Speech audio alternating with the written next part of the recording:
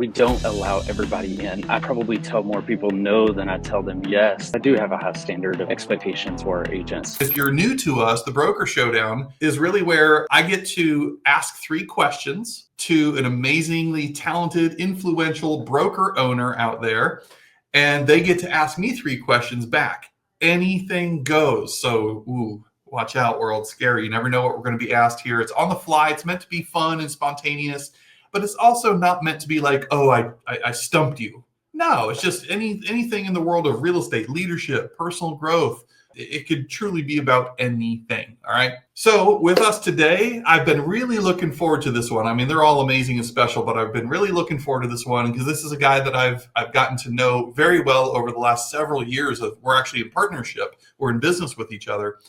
And Landon Moreland joins us. He's from Amarillo, Texas. I'll let him give you his spiel.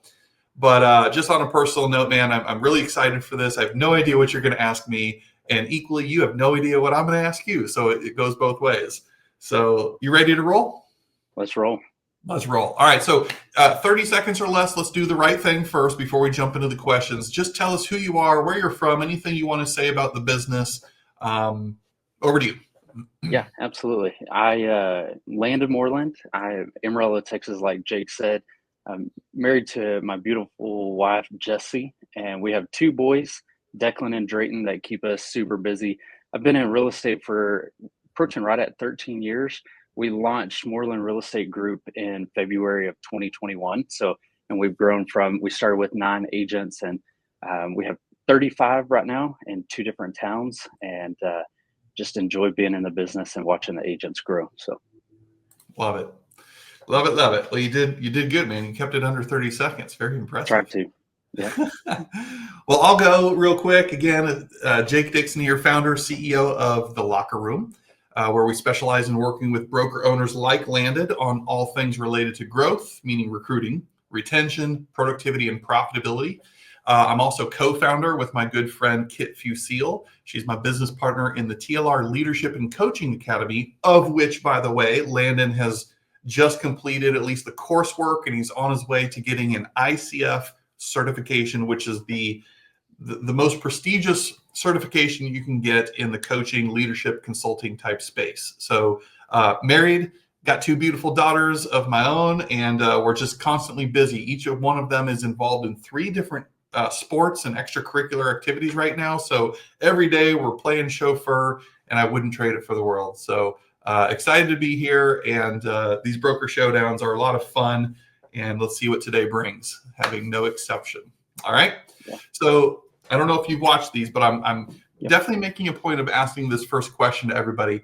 Let's say that I was an agent in your market considering changing brokerages. I'm looking for a new home, so to speak. Describe to me what you would say your unique value proposition is and why it would compel me to consider joining you. I could probably spend all 30 minutes talking about this because it's super important to me too. We have built a culture in Moreland Real Estate Group that is unmatchable to anybody else. And when I first got in the real estate industry and the business, everybody is your competitor. Nobody is really cheering you on. And so that's something that we're super cognitive of, is there's enough piece of the pie for everybody to be super successful in this business. And so we're going to cheer each other on and celebrate the wins that everybody has throughout their career. So my focus is really people first. And that's how I was successful in real estate as an agent as well. And then we talk production.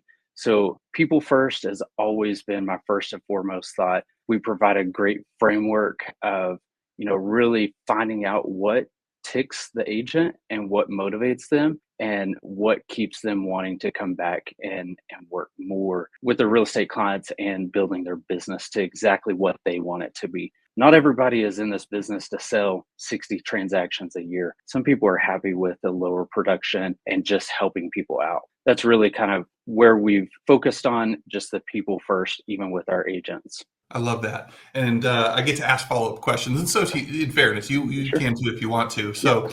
I can vouch for that, first of all. I think you captured the essence of what I also believe to be is your unique value proposition. And to repeat back to you what I think I heard in some cases, and I'm cautious when I say this, but you, sir, very much are a significant piece of that value proposition. It's not a toot and gloating thing, but I know a lot of leaders who tend to shy away from being a centerpiece, being a part of that uniqueness. And they want to make it about all the other stuff, the shiny objects. And I can vouch firsthand, your agents love you and you love them. I mean, you and I get to have conversations that I won't share here behind the scenes because we work together, but your heart of a servant-driven leader, your desire to want to see them win is very real. It's very authentic. And I think you're living loudly what you just described there, especially from a third party outside looking in. So my question after that compliment, you're welcome,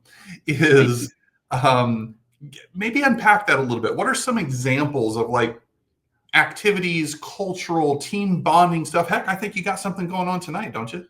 Yeah, we do actually. So, I try to just make sure that not everybody feels like a warm body in the seat here, which for our industry is kind of the norm. Like it's like just we need warm bodies in the seat. And so we have a ton of fun events. We like to have fun. Like our Christmas event, we normally do a brokerage Olympics where spouses are welcome to come. And we have a big party where we do like minute to win it games. And then tonight we're doing a client appreciation event, and all of our agents have the opportunity to invite their past clients to this event. And we have a minor league baseball team here in Amarillo, and we rent out the lawn, and those clients come, we love on them. We do that 2 times throughout the year with different events. We do a pictures with Santa, but tonight's event, we've sold we don't sell the tickets, they get a free ticket, but we have over 700 tickets reserved of people that are coming to hang out with us for the night. And so just have the opportunity to love on those people. Again, people first is our framework of the business. Dude, I love that. 700, like that's insane. That's when you know you are having an impact and serving the community that in turn serves your same business. That's how that's supposed to work. And I have a lot of respect for that. I get to hang out with you and of course your agents every couple of weeks. It's an amazing bunch, and their heart, their passion to serve is an extension of yours. And as they say, your vibe attracts your tribe. And I know you have high standards of entry. You don't take anybody who has a real estate license or a pulse. Yeah. And that's not meant to be a demeaning in any sort of way, but you know exactly the ideal who that thrives within that culture of yours, and you fight to protect that like crazy. So last comment from anything you want to add to that, and then it's your turn to ask me a question. Yeah, no, and that's part of what growing this brokerage has been, is that we don't allow everybody in. I probably tell more people no than I tell them yes, that it's not going to be a good fit. And so trying to raise the bar in the industry and also with our brokerage, because I do have a high standard of expectations for our agents and the service that they provide. So yeah, good stuff. Cool. Yep. So all right, man, your turn. Fire away. My turn. Okay, so I wrote a few down and thought about them a little bit. So as a business owner and a leader, you're consistently pouring into everybody else. You're making sure that everybody else is taken care of. How do you, as the owner and the leader, make sure that your cup is filled? Okay, that's a big question. Full transparency, I haven't mastered that yet. I think if I'm being real, and that's the only way I know how to be, this is a struggle for me from time to time. I go through peaks and valleys and ebbs and flows of this, and I have to constantly coach myself as I would coach somebody else who's also feeling that they're burning the candle at both ends. And I never want to reach that stage of burnout, which causes resentment. And I never want to get there. I love the people I get to work with and those that I serve. And I love what we've built. It's just like it's a child, it's your baby when you start and own and operate a business. And so for self-care, taking care of myself, what I have learned or what I am learning is actually, yes, how necessary that is. And you talk to a lot of entrepreneurs and business owners, and they just run ragged. They started this business with the idea of freedom and flexibility and financial gain. And yet, because we tend to be workaholics, it can be very a easy slippery slope to go into the vortex. And next thing you know, all you're doing is working, and you convince yourself, oh, it's okay because I'm doing it for my wife, my kids, for all the things. But next thing you know, they haven't seen you. You haven't had a warm meal with them. You haven't had a real conversation or a date night. It's those things that I know I draw energy from, to where when I'm depleted, I need to get poured back into. Step one is my family. I need to spend quality time with them, create experiences, and remind myself what all of this is for. Part two to that is surrounding myself with amazing people beyond just my family, almost having your own personal board of directors. And frankly, Landon, you're one of them. I know that if I was going through some ish, that I could call you and you would sense my tone or my body language and say, okay, Jake needs an ear. He needs a buddy right now. And we've had similar conversations like that. So it's just having those outlets of people that can mentor you. They'll stand up for you. They'll tell you you're being a big baby, suck it up, get over it, as much as they would saying, hey man, it's okay. I got you. You got this. Yeah. And I think those are the people that we have to surround ourselves with. So family, and in the work life, I got to have my work family, that personal board of directors there too. I think another pillar and vertical of this then is making time for the things that you enjoy by yourself even. So you know me, like I enjoy looking for Native American artifacts. Yes, yep. I nerd out, walking cornfields, walking bean fields, walking creeks and riverbanks, looking for arrowheads, and so that is an outlet or an expression of something that I find joy and fulfillment in. And the last thing I'll say to that is I'm learning more and more and more. As much as I love leading and coaching and all that stuff, I hate managing. I suck as a manager. And so if you're watching this ever, one of my coaches basically said, well, okay, Jake, stop hiring people then that need managed. I'm like, oh, what a concept. But it's more than it's the operations, the running of the business that I think tends to stress us out. And so more and more, I know where I get energy from the business and where I get depleted of energy from the business. And one of the areas that I have realized is really important to me to get energy is creation. I love to create. I love to write. I mean, book, shameless plug, see what you did. Cannonball, 19 things they don't teach you in real estate school. Our track program. I love to create. And so if I'm not able to make that a priority, over time, I will get stressed or resentful of the other things because it's preventing me from doing something like that I really enjoy. So, long-winded answer. Yeah, no, that's great. That's exactly what I was looking for. And, I think some of the recognizing those things help you delegate better in the, getting rid of some of those tasks that drain you. It really does. And this is a very relevant and timely conversation because without oversharing too much, I approached Carissa, my wife, with an idea, just something to stew on. Doesn't have to happen tomorrow, may not happen ever, but a way that I can create an opportunity for someone to handle the day-to-day operations of the locker room so that I can be at my highest and best use for the organization. It's not like I'm disappearing. No, it's so I can go create bigger opportunities, bigger relationships, create more content versus being pulled back into the day-to-day just operations, of the business. So in other words, what would that look like if I fired myself and hired like a fractional CEO for the locker room, freeing me of that responsibility so I can go do things that I enjoy that make a bigger impact? Yeah. So it's good. Great question. Thank you. Yeah. Wow. Yep. What a great one to kick off with. All right, my turn? Yep, your turn. Okay. My second question is, what is one of your greatest business mistakes or miscalculations, if you will, and what did you learn from it? Yeah, it's hard to narrow it down. Sometimes when you look back at it and you're like, that was a doozy. But I would say as an agent early on in the business, not understanding the importance of a good CRM and utilizing that, and also having a good database. Mm. I would, it takes you a little while to understand that you need a database and not to have to try to keep everything in your head or a spreadsheet or things of that nature. So I'm heavy on client appreciation events, and I'll share an experience with this was I didn't manage a database very well until later on in my career, and it was like always playing catch up, and I was never on top of it, and I was always trying to go back to it. We had a client appreciation event, and it got posted, blasted all over social media. There were lots of community people there. I had a past client that said, "Hey, why didn't we get an invite to that?"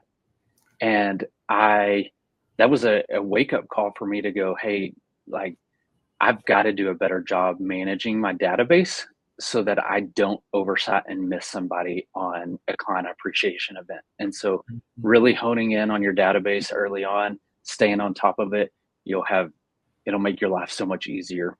So repeating back to, which I like to do, is because you gave a very specific example. And I think, let's be honest, a lot of people watching this right now probably have been on that same struggle bus with CRMs, the relationship management piece of things. You don't mean to not communicate to all or include all. It's just we're moving a million miles an hour. So what I heard there, the underlying principle is having systems, or to my question, the lack of having a system and having to almost learn the hard way, especially as somebody who's so community focused and relationship driven as you, really exposed you. And so what did you maybe learn from that, or what have you done since to make sure that never happens again? Yeah. So delegating some tasks to my assistant to where, making sure that at the end of the transaction, they're tagged correctly in my database. But also too, as a broker perspective, sharing that experience with new agents and really trying to help them early on in the business understand the importance of maintaining your database. Your database is, rather than throwing money at a third party company for leads or whatever, your database is going to produce so many more leads that you could ever dream of getting from a third party website. How did you, aside from experiencing a pain associated with that, but now you're trying to repeat that to other people before they make that same mistake? How do you get their buy-in or eliminate that resistance? Because a lot of us know what to do, but it's like, oh, I really got to sit there behind my computer all day and create a CRM system. Like, how do you handle that objection if it is one? Yeah, I mean, for me, like, I was not offered a CRM from the brokerage that I was at. So a lot of times people will come to me and they're like, "What's a CRM?" And so showing them and providing as a broker, that's a value add to me, that you're able to, you have access to utilize a very robust CRM that has all of my drip campaigns, my tags, things of that nature that are already there. It's like plug and play. You just got to put your people in it. That's huge. Well played, sir. So you took your pain, said, no way, no more for me, but I'm going to also help people from experiencing or making that same mistake moving forward, because you have it all systematized and templated out, sounds like. Yeah. I like it. Very good. Yeah. Yep. Cool. Good. Your turn. Cool. All right. So this one is going to shift just a little bit, not for your perspective, but what is the most meaningful mental shift that you see agents make that take their production from one level to the next? So maybe clarify that just a little bit. Let's say you're talking to an agent and they're like, "And I'm stuck at 10 transactions a year." What are they doing, or what have you seen being done that they take their business to the next level? Okay. The first question, I heard something different than the next. So in the second version of it, so I might answer it in two lanes. The first time you asked it, you said mental shift. Yep. And then I kind of took from the last one, maybe like an action, or is that? Yeah, I'd love to hear both, actually. Okay. Both would be, because mental is just as important as the action, right? 100%. Yeah. Yeah. Everything starts and ends with our mindset.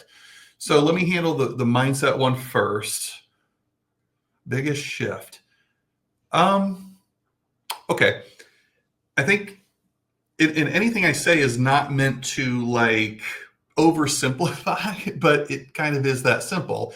And here's the framework of my answer for the mental side of things. I think a lot of agents, not necessarily to their fault, enter a business like real estate and they're inspired to do so because they love helping people, or they watch a show on HGTV and they think it's this glamorous, I'm going to get rich and it's easy type lifestyle. And you and I know this is a wonderful career and it has treated many of us unbelievably well. We are definitely blessed, but not without a ton of work and nights that we just want to pull our hair out that nobody else sees. So where I'm going with this is the barrier of entry to get into real estate, right, wrong, or indifferent, is low. If you have the money and you can pass a test, you're in. Okay. Yeah.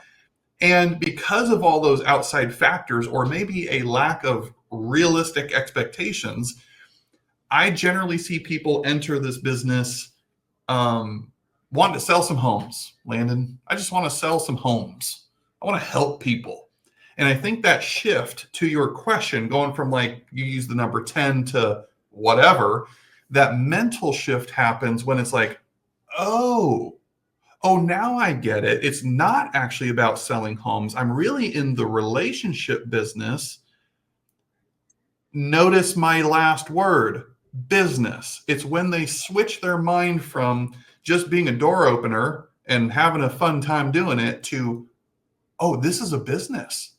I am a small business owner. I own a local business that just happens to help people buy and sell homes. That mental shift is very significant because it's then when they go from owning a job. If people out there are familiar with Robert Kiyosaki's cash flow quadrant, the ESBI, the E represents employee, where I have a job. And then a lot of us have that entrepreneurial seizure where we're like, yeah, stick it to the man. I'm going to fire my boss. I'm going into business for myself. And so we get our real estate license, for example. So now we're self-employed. That's the S. But even when I'm self-employed, when I am convinced I own a business, not really, because what you actually now own is a job. You went from having a job to owning a job. And where we work, and I know you can relate, is helping people go from the S to the B, which is a business owner. A business owner has systems. They have leverage. They can scale. They can duplicate these things. That makes you a business owner. And then just complete that. The I represents investor. Okay. So I find it's when they go from the S to the B, it's more of a mental shift than an action or strategy of what I'm doing or not doing. That's the interesting thing. Yep. From an action standpoint, when it clicks, when it shifts, in a former life, they called it going from E to P, going from entrepreneurial, which is what comes natural. It's my charisma. It's all the feel good. A lot of people can trip and fall over a dozen. I don't even want to put a number on it. They will find success based on what comes easy and natural to them. But at some point, they're going to hit their head against the ceiling. And that's where you must go from entrepreneurial to purposeful, or in other words, intentional. Same thing. All roads lead to systems, consistency, doing the work behind the scenes that may or may not come second nature or natural to you, but it's the necessary evil to break through that ceiling of achievement to get to whatever that next level of success looks like to you. Yeah, that's good. You hear it so many times in the business. You've got to work on your business, not just in your business. You got to work on it. Like having those systems is crucial. It really is. And there's a key distinction to your point. I love how you said work. That's the difference of working in my business versus on it. Well, some practical is in the business is going on the appointments. It's doing the follow-up. It's lead generating. It's going to the networking event. Those are all working in my business, negotiating the contracts. The working on the business, hell, just do an hour a week, you guys. Start somewhere. Working on the business is similar to what Landon said. Setting up my client relationship management system, putting together the drip campaigns and activating them. Yeah. Right. It's how I can systematize and do this thing So I have leverage going on in the background, whether it's marketing, client care, you name it. Those things are necessary for the business, because one day you might be able to either automate or delegate that to somebody else. And what we said before is that takes you from having a job and owning a job to now owning and operating a business. Yeah, 100%. Yeah. It's good. All right. Hey, we having fun? Yeah. Join it. Guys, hey, drop in the Good comments, stuff. interact with us. What have you heard so far that's jumped out to you? And do you agree or disagree? We can have a healthy banter here. I'd love for you guys to drop a comment in here on any question that I've asked Landon, share your perspective, or any question Landon has asked me, and we'd love to hear your thoughts on that as well. All right? Yeah. So, number 3, you ready? Yep, ready. All right, my turn. So, my third question for you today is, what are the 3, I won't say most important, but what are 3 important accomplishments in your life, and how have they shaped who you are today? Oh man, do we have enough time for this? Yeah, you can take this whatever direction you want to go. Personal, business, a combination of both. Yeah, so I normally try to group them. Like I've got my personal accomplishments, and then I've got my business accomplishments. So first and foremost is my wife Jessie and my family, my 2 boys. I,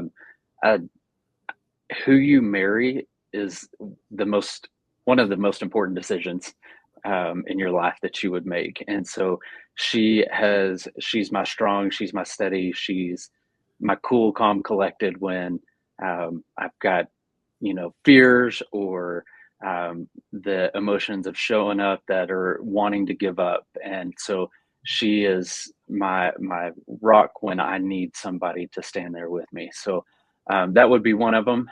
I would say my second one, I don't come from a real estate family or a real estate background. My dad's a Baptist preacher. My mom is a nurse. Jesse's also a nurse. And so building a successful real estate business, first and foremost, and now a successful real estate brokerage, that would probably be my second most accomplishment. Third, I'm going to go, just because it's recent and you mentioned it earlier, completing the ICF education hours. Goodness, it's a beast to have to go through. There's a lot of people who claim they're a coach in this industry. Like if you looked on LinkedIn and typed in coach, like there's a ton of people that have 0 qualifications to be a coach. So starting on the cohort with Kit and the Locker Room Academy, going through that. I mean, we started that back in September of 24.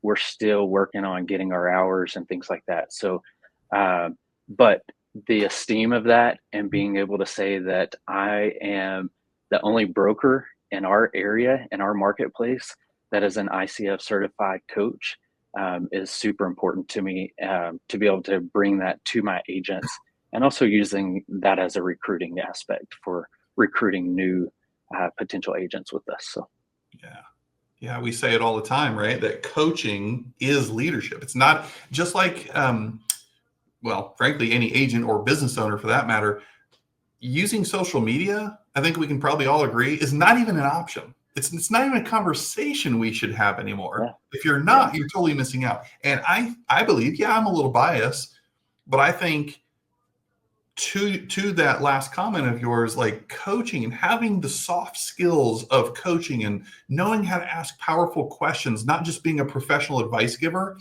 is a non-negotiable for the new age, new style of leadership. The top-down way is gone. It's a thing of the past. And this is what a lot of people crave, not my opinion, but I've got facts and studies and Harvard Business Reviews to back up what I'm saying here. So you, sir, are definitely committed, and it is not for the faint of heart. It didn't take this long since September because Landon or we on the Academy side are slow. It is a rigorous, demanding process that the ICF requires to get that stamp of approval. So. And P.S., you definitely married up with Jessie, so good job there. The other thing, just real quick, follow-up question is, I had this pulled up earlier. I want to read it to everybody here. Back to your second comment about the pride and fulfillment you have of starting a business, let alone a real estate business, when you didn't come from that type of background. Okay. Yeah. This helped me, and maybe it'll help somebody else, because Landon, I think you'll probably agree with me that it is a series of failures. We hear things like fail forward, and it's cute when you say it, but when you're living it, it's not fun. Okay. And here's the thing. It says on this, it's a graphic, but historically, 5+ reinventions will be necessary to get you to your desired level of agents and profitability. 5 reinventions. And it says right underneath this, the lack of comprehending this reinvention reality and then living it is the number one reason for failure or mediocre success. When I first read that, thanks to Kristen, you know who you are, for sending that to me years ago, I felt so beat up. Failure after failure. I began to question, is this worth it? Is it me? Do I suck? What's going on? Yeah. And when I read that, turns out it's like, no, Jake, this is normal. You're doing exactly what it's that bumpy ride that nobody sees behind the scenes. They only see the end result or whatever you're willing to share on social media. So my question is, Landon, what have you experienced, the bumps in the road, that turbulence on this journey to getting to where you are now, still knowing you have not arrived? Like, has it been smooth? Has it been harder than expected? What? Yeah, no, it's definitely been harder than expected, for sure. I would say being okay with reevaluating and making changes as things kind of progress is something that I've had to, as a leader and an owner, have been able to get comfortable with, because it's not like, hey, we're going to do this and this is the end all be all. Sometimes you got to make changes. And one of that specific changes was when we initially launched the brokerage. I had an ideal agent avatar that I thought that is who I wanted to bring on. And that has shifted. It's changed over the years. And so as I recognize, like, hey, sometimes, maybe that's not ideal for you after you've tried it, you've tested it out, being okay to change with it is something that I've had to work with and on every day. I'm very high S&C on the disc. And so that can be troublesome, and sometimes making decisions. When I make a decision, I want it to be the right decision. Right. But it's not always the right decision. Sometimes it's got to be tweaked or changed and adjusted too. So. Yeah, my favorite author, his name is Andy Andrews. He wrote the book called The Traveler's Gift, my number one all-time favorite book. Yeah. And in Great there, book. Yep, in there he says, and I might butcher it a little bit, but it's something to the effect like this: God gave us the ability to make a decision, and then he also gave us the ability to make it right. Meaning, we're not going to make every right decision. We're going to vet it, test the angles, test the probabilities. And as a leader, the buck stops here. I have to make a decision, even when it might not be the most popular thing on the planet. But even then, God gave me the ability to make the decision. But even if it was the wrong one and I just need to own it up and I got egg on my face, I still have the ability to go make it right. And I think there's just a sense of comfort and peace that real leaders who don't have it all figured out, nobody does. If they do, they're lying to you, or they're putting on some guru act for social media and stuff. A lot are just a complete you-know-what show. And we're figuring it out. We're human, okay? Yeah. We're not robots here. And to Landon's point, you might have to reinvent your brokerage ideal agent 12 times. You might have to reinvent your onboarding system 12 times. Heck, Landon, I think you even went through a compensation model reinvention not too long ago. Yep. But I see so many brokers who are too stubborn to get out of their own way, and they're not profitable every month when they know what has to be done. They just need to see it for what it is and be willing to make a decision to make it right. Fair? Yeah, 100%. Yeah, absolutely. Oh. Word. All right. Can I add one more thing so to answer how has that shaped you? I think was the last part of that question. How's it? Yeah, it big piece was. of data. Um, I think it's so important to, I want to hit on this too, is real estate is an industry that never sleeps. Like people feel like they have to jump when everybody says jump and how high, um, I teach my agents, train on this, like having a balanced work life and a home life is just as important as anything in this business. And so shaping me into that early on in the business, I was, we didn't travel on the weekends. I was doing open houses. I, was available for the clients 24/7. And now I've really shifted into you know what, these are non-negotiables on my calendar. Here's the time that I have that is available to me, and you can book a time with me. Right. So Those standards, boundaries, that we don't yeah, have to be the boundaries. sacrificial lamb to our own business, and we are allowed to have a life too. Yeah. And if somebody can't on the other end understand that or respect that, maybe I don't want to work with them anyways. Yeah. And that's a hard part to get to in your business. Like, especially when you're early on, like saying no to something, but your inner peace is so important to you, especially for burnout in this industry. I see it way too often. Well, you're making your dad proud because that's the inner preacher in you, buddy, coming out. Preach Yeah. it. Yeah. So, All all right, right, man. you ready Your for turn. the Last one. number 3? Okay. Um, this is kind of an easy one. I thought I'd throw you maybe 2 hard ones, throw you a soft pitch here. If you weren't doing real estate coaching, what would you be doing? Huh. It's actually not as easy as you might think it is. I don't know, because I kind of shut down any alternatives. And you've heard me say this a lot, when we talk about making a decision, deciding, CIDE means to kill off. So when I decided, like not just interested, but I was committed and I had a decided heart that this was what I was doing.